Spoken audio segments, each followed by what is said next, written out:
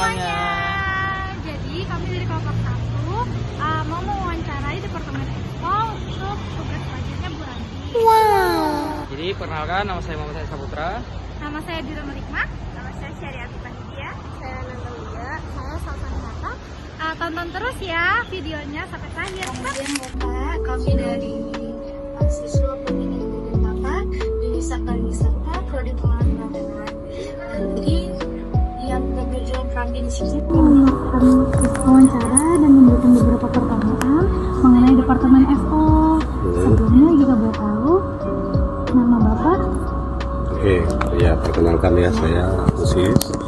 Kebetulan saya dipercaya untuk di jabatan di Front Office Manager di Grand Cokro Balikpapan. baik. Bapak dengan Bapak? Saya Gusti, staf HRD. Oh ya, terima kasih Bapak. Nah, sebelumnya perkenalkan juga, saya Dira Nur Hikmah. Saya Salsa. Saya Nanda Lia. Saya Syariah. Ya, jadi kita boleh langsung ke pertanyaannya aja ya Pak ya? Boleh, silakan. Jadi bagaimana kondisi front office departemen pada saat ini Pak? Kondisi secara general sebenarnya kondusif ya, kondusif. Dalam artian kalau kita melihat secara keramaiannya ya, kami masih agak sedikit slow ya untuk hari ini. Ada memang beberapa hari kemarin, bahkan di minggu kemarin kita lagi mengalami crowded high season ya. Jadi pada saat ada acara Deskeranasda, kebetulan kami juga handling di situ dan kondisinya agak crowded. Tapi yang bisa teman-teman lihat hari ini kondisinya cukup kondusif sih.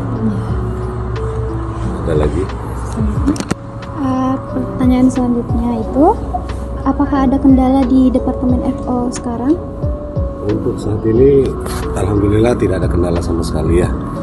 Karena memang dari kami melakukan secara profesional kerja, baik preparationnya udah kita dari awal udah kita prepare benar, data tamu dan segala macamnya udah benar-benar kita siapkan sebelum hari ini. Jadi ya everyday kami selalu ada backupan untuk itu. Selanjutnya gimana sih responnya Bapak dalam menghadapi komplain-komplain terhadap tamu gitu, masalah-masalah pada tamu? Komplain itu pasti akan terjadi ya. Mau dimanapun kita bekerja pasti akan ada. Ada beberapa trik khusus yang memang pada saat kita menghadapi komplain. Yang pertama ya, trik khususnya kalau di kita biasanya pasti selalu mendengarkan dulu ya. Pada saat nanti tamu komplain, kita dengarkan dulu apa kemauan dari si tamu ini, apa maksud dari tamu ini ya. Artinya dalam saat kita menghadapi komplain, kita jangan defend dulu, jadi lebih baik listening dulu, dengarkan dulu. Kemudian setelah kita memahami benar permasalahannya itu dari mana, baru kita nanti sampaikan solusinya seperti apa. Solusinya misalnya, katakanlah misalnya si tamu komplain sini karena handuknya kotor dan segala macam, ya kita dengarkan dulu apa keluhan-keluhannya. Jangan kita refund, oh enggak Pak, itu handuknya memang begitu, atau handuknya enggak seperti itu. Jadi kita oh seperti itu ya Pak ya. Oh handuknya sebelah mana ya Pak yang kotor, oh yang ini ya Pak ya. Baik, nanti kami akan cari tahu misalnya seperti ini. Kemudian kita setelah mendengarkan, kita cari tahu kenapa terjadinya problem itu. Setelah kita cari tahu, baru kita kasih solusi. Solusinya mungkin kita menggantikan handuknya yang baru, atau kita menspotting atau mencuci kembali handuknya seperti itu. Pada dasarnya ya, pada saat kita menghadapi komplain, yaitu lebih banyak mendengarkan keluhan si tamu itu, dan kontrol emosi dengan senyuman biasanya kayak gitu. Itu yang kadang mungkin agak sedikit sensi. Kita nyampaikan yang secara marah-marah juga tamu bakal responnya nggak baik. Seperti itu sih gambaran kecilnya sih. Apa saja tugas dan tanggung jawab utama bagian front office? Tugas tanggung jawab pertama, karena kita ada sebagai frontliner ya. Jadi kita ini bisa dikatakan sebagai wajah dari sebuah hotel. Nah, jadi kesan baik itu yang harus diterima oleh tamu. Ya selain pekerjaan proses check-in check-out itu pasti excellent service yang kita utamakan, karena kita garda terdepan. Baik buruknya sebuah hotel ya atau sebuah perusahaan, pasti akan dilihat dari Office-nya. dari depannya dulu, Iya. casing depannya dulu. Selama seperti mbak-mbaknya gini kan, casing depannya dulu cantik gitu kan, belum tentu hatinya misalnya, atau casing depannya buruk gitu kan, pasti orang bilang, nggak suka nih, atau mukanya udah nggak bagus misalnya kayak gitu kan, pasti kan nilai seperti itu. Ya, jadi ya kita menampilkan bahwa excellent service-nya seperti apa, pelayanannya seperti apa, itu sih. Karena memang DFO adalah bukan ujung tombak sih sebenarnya, lebih ke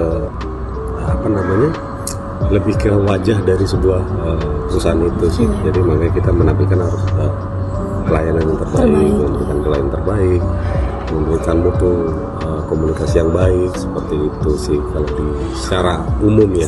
Selain proses ada check-in check-out, ada proses billing juga di situ, ada proses untuk terima reservasi dan lain-lain. Selain itu sih.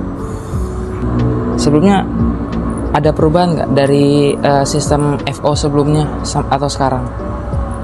Kalau sistem FO sebenarnya semua hotel akan sama. Prosesnya baik proses check-in dan check-out dan segala macam itu pasti akan sama semua hotel. Cuman yang membedakan mungkin di sistem komputerisasinya mungkin berbeda. Salah satunya kalau di kita menggunakan sistem visual hotel program, jadi VSP. Ada beberapa hotel lain juga menggunakan hal yang sama. Kemudian di hotel lain juga ada force major, ada dan semacam lah, banyak lah jenisnya. Tapi lebih umum di sini menggunakan VSP secara sistematis. Tapi kalau untuk secara rules, saya pikir semua hotel juga akan sama. Aturan mainnya seperti apa.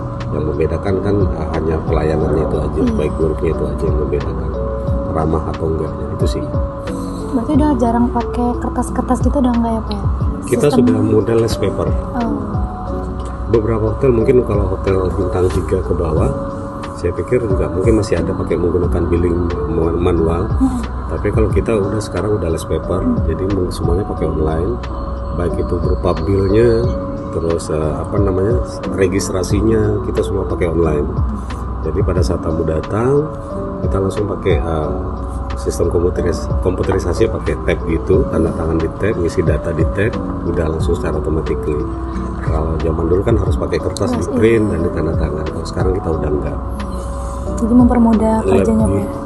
Pertama mempermudah efisiensi waktu. Yang kedua kita less paper. Karena kita juga salah satu hotel yang juga peduli dengan green link, ya, peduli sama lingkungan itu sih. Selanjutnya, apa yang biasa dilakukan front office ketika menghadapi tamu VIP Pak, atau special request gitu misalnya? Oke. Di kita biasanya di front office yang kita lakukan adalah pertama kita treatment kamarnya ya. Karena kita sering beberapa kali menerima kunjungan tamu negara juga. Yang kita lakukan adalah pertama kita treatment dulu kamarnya, pastikan kamarnya tidak ada masalah. Selain itu di kamar juga kami udah siapkan juga beberapa ucapan selamat datang yang kami tampilkan di TV. Kita tampilkan di TV, di situ selamat datang kepada siapa, pejabat dan segala macam.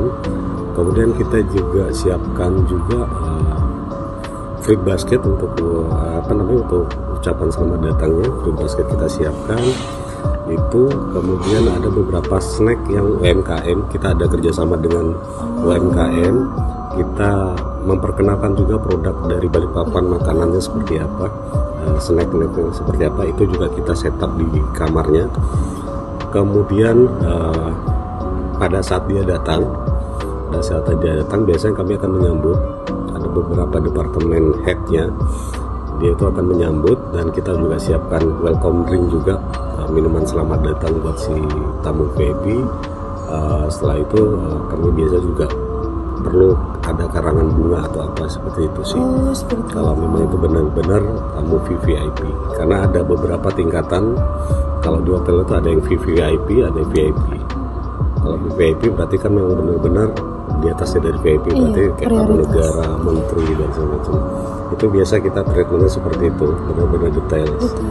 Dan lebih utama ya kamarnya ya pasti harus bersih, harus wangi, harus perfect lah semuanya, seperti itu sih. Apa yang membedakan front office dengan tamu VIP dengan tamu biasa Bapak? Untuk treatmentnya ya perbedaannya, kalau mungkin tamu biasa ya kami tetap juga kamar juga kita prioritaskan kebersihannya dan semacam juga tetap kita sama. Yang membedakannya adalah kalau di VIP kita siapkan untuk welcome fruit, ya, welcome fruit ada buah-buahan di kamarnya. Tadi ada UMKM tadi, sementara tamu biasa nggak ada. Kemudian kita kasih signature selamat datang di TV, untuk tamu biasa nggak ada. Terus penyambutan, kalau tamu biasa ya datang seperti biasa, proses check-in seperti biasa. Tapi kalau VIP, kalau kami sambut tamunya, kami kasih welcome drink lah pada si tamu, sama cool towel, ada handuk dingin. Seperti itu sih perbedaannya. Selanjutnya Bapak, pertanyaan terakhir. Bagaimana caranya front office berkoordinasi dengan departemen lain seperti housekeeping dan F&B, Bapak? Ya, biasanya kami selalu akan menggunakan koordinasi ya, karena memang semua berkaitan. Housekeeping kaitannya dengan engineering juga berkaitan dengan FO, dan FO juga berkaitan dengan semua departemen. Kami biasa menggunakan komunikasi, satu bisa berupa HT, ya, HT, kemudian kedua juga bisa di grup WhatsApp juga, atau yang ketiga bisa juga melalui telepon atau telepon langsung ke orangnya tersebut.